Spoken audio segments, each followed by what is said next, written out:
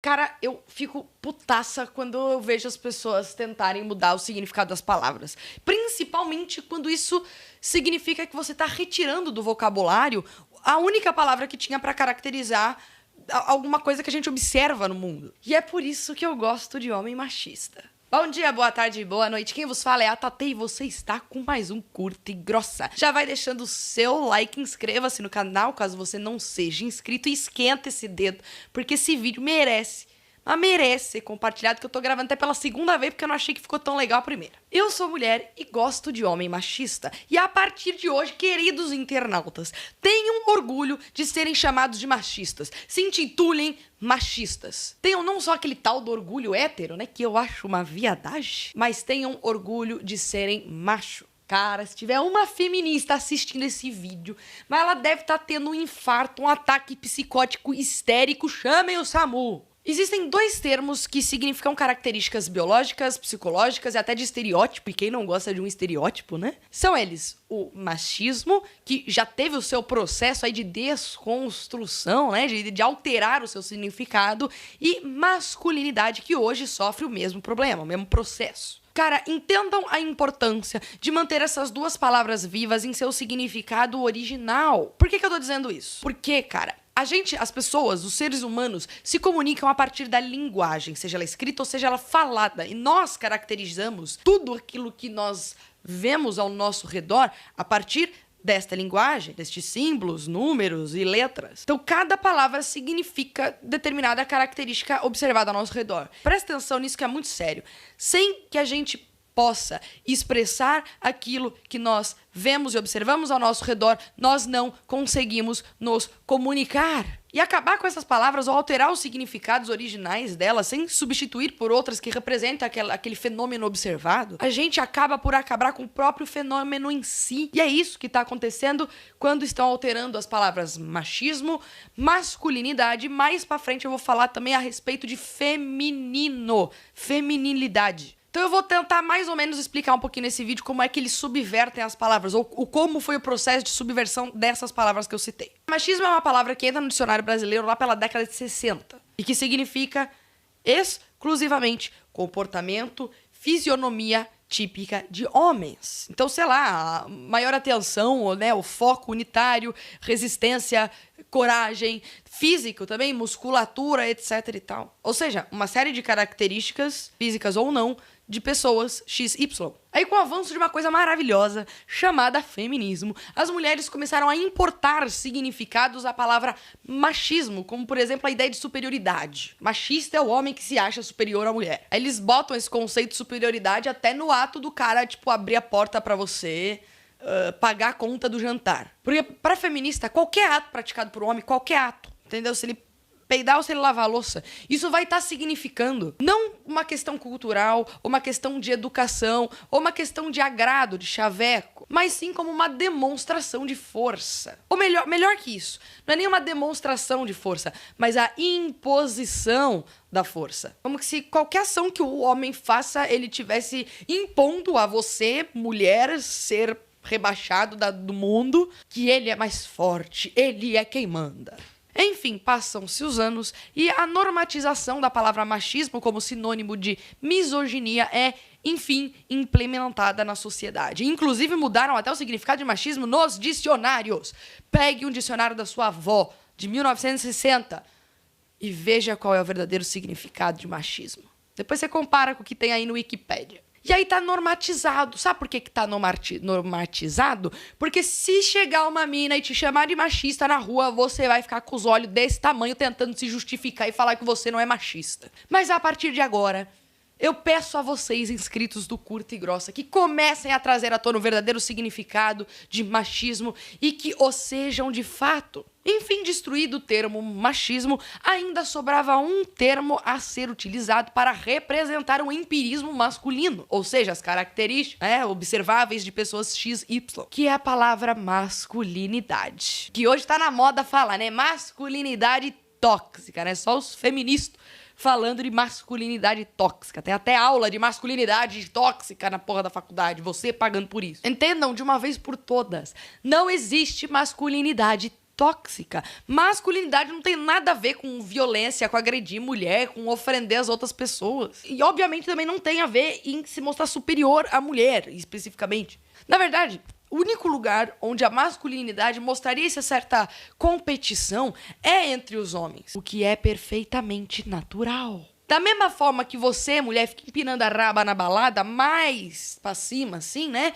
Que a sua amiguinha do lado, você faz isso pra chamar a atenção de macho, mesmo que você fale que não, mas você faz isso pra chamar a atenção do macho, os homens também competem entre si pra chamar a atenção de mulheres. E, cara, o mesmo ocorre com casais homossexuais, tá bom? A gente pode até falar isso futuramente. Sempre tem aquela pessoa que se coloca como feminino e aquela pessoa que se coloca como masculino. Não existe casais homossexuais sem gênero, sem gênero no sentido social. Sempre tem aquela pessoa que se comporta de forma mais feminina e aquela pessoa que se comporta de mais masculina. Podem observar isso. Enfim, essa é a única competição dentro da masculinidade. Ou seja, olha isso, presta atenção aqui, zoom. Em seu contexto natural, a masculinidade serve especificamente para agradar mulheres. Agora me diga o que de tóxico tem nisso.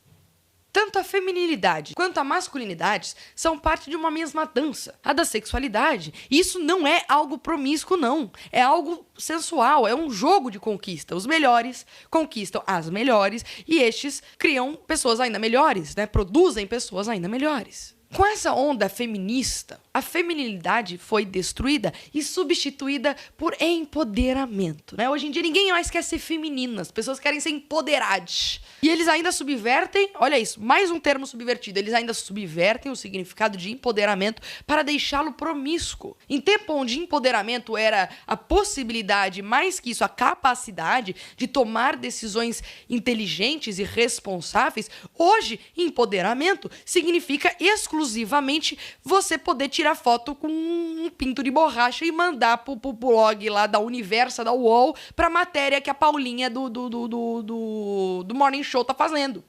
Isso é ser mulher empoderada, é falar de sexo, se vestir igual uma vagabunda. Em resposta a isso, os homens másculos estão aprendendo a reutilizar a sua masculinidade para fins individualistas e até espiritualistas. Essa, inclusive, é a origem do Men Going Their Own Way. E olha que coisa interessante. O engraçado é que o movimento de empoderamento das mulheres apenas sexualizou as meninas, tirando absolutamente todas as responsabilidades de seus atos. Esqueceu a camisinha? Aborta. Ah, engravidou, não quer abortar? Deixa com os avós. Enfim, por aí vai. Agora, o movimento do empoderamento, entre aspas, aqui, para não apanhar depois, dos homens, não sexualizou ninguém. Muito menos efeminou, né? Esse ato de efeminar também faz parte do movimento feminista, né? Então, eles sexualizam as pessoas, as mulheres, e efeminam os homens. O movimento dos direitos dos homens e todas as vertentes aí que existem sugerem que os homens aprendam a viver em solitude e que não dependam mais de ninguém, seja da mulher, seja do Estado, seja do que quer que seja, para que eles possam ser felizes. Ou seja, em contrapartida totalmente ao movimento feminista. E que dessa forma eles não precisam mais depender de mulheres para ser alguém na vida. E que há algo muito maior do que ter filhos e constituir famílias. Ainda mais correndo o risco que é hoje, né? De você ter um filho, engravidar uma mulher, seja casado com ela ou não. Principalmente se você é casado com ela. Que é você ser uma pessoa boa e plena, satisfeita e feliz. E caros conservadores, presta atenção nisso aqui, porque isso não destrói a família, apenas fortalece a família. Há uma vertente conservadora que, desentendendo totalmente a linha de raciocínio da resposta dos homens às moças empoderadas, que acham que esse estilo de vida destrói a família. Quando, na verdade, é bem o oposto que acontece. Pois quem faz a família, quem procria, é a mulher. E hoje, as famílias já nascem completamente destruídas, sem pai, sem mãe, largada com tio, avô, que sei lá o quê, que muitas vezes cria até melhor do que a mãe criaria, mas isso causa, sim, uma bugância. E não é todo mundo que tem uma estrutura familiar de pais, avós e tios para formar um cidadão fudido. E ainda ficam essas crianças reféns de um sistema de ensino que é uma merda, e que não forma apenas militantes, não, tá? que formam pessoas incapazes de raciocinar, de compreender, formam pessoas para o trabalho automático e jamais para ser um cidadão melhor. E quando eles falam que a educação é para formar um cidadão melhor, é aí que eles criam militantes, que vai meter política no meio. Em vez de ensinar os caras filosofia, sociologia, a origem das coisas, não enfia ideologia de gênero. E não é à toa que mesmo com o aumento das crianças em creches, de jovens em colégios e nas universidades, a criminalização só aumenta. E não venha me falar que é por causa apenas de falta de emprego, não. Não é. Não necessariamente, até porque emprego formal é uma invenção do Estado. E tem inúmeras de famílias aí que não têm empregos formais e que são muito mais estruturadas do que outras famílias que têm empregos formais. Isso aí é falta de estrutura moral. É falta de estrutura moral que o feminismo não oferece nem aos homens e nem às mulheres e que, pasmem, esses movimentos de direito dos homens estão oferecendo. Eu não conheço uma organização feminina que se preocupe em formar cidadãos de bem. Pelo contrário, eu só vejo organizações femininas em prol de agendas ideológicas partidárias. E hoje nós temos num crescente aí esses movimentos masculinos, organizações de homens, pelo direito dos homens. E se você parar para estudar o conteúdo dos caras, a base de pesquisa dos caras, você vai encontrar que é o autoconhecimento, que é a plenitude, que é a formação de um homem de caráter e todos os ensinamentos passados por essas organizações de meninos, de homens, servem tanto quanto para as mulheres. E não é à toa que está aqui plenamente uma mulher falando isso para vocês. E agora, meus queridos, a única coisa que eu aprendi com o feminismo e com outras organizações de mulheres é a irresponsabilidade, é a dependência. Para provocar aqui um pouquinho, que eu sempre gosto de provocar os cristãos aqui do meu canal, que eu sei que tem muita gente cristão aqui de várias vertentes que seguem o Curta e Grossa, pensem numa coisinha. Porque essa aula acaba sendo a aula que mais critica esses movimentos. A mulher induziu o homem ao erro. Adão e Eva. Mas foi justamente um homem, Jesus, que veio trazer a salvação. Olha que coisa interessante. Se isso não significa absolutamente nada para você, então eu não sei mais o que significa as coisas. Porque isso é uma mensagem bem clara e bem interessante. As mulheres que estudarem a base moral trazida por estes movimentos dos homens darão não só luz a pessoas melhores, mas construirão, desenvolverão jovens, homens e mulheres moralmente saudáveis. E só assim, só então, a gente vai conseguir restituir a instituição que é a mais importante da sociedade ocidental, o Estado. Não, mentira, brincadeira. A família.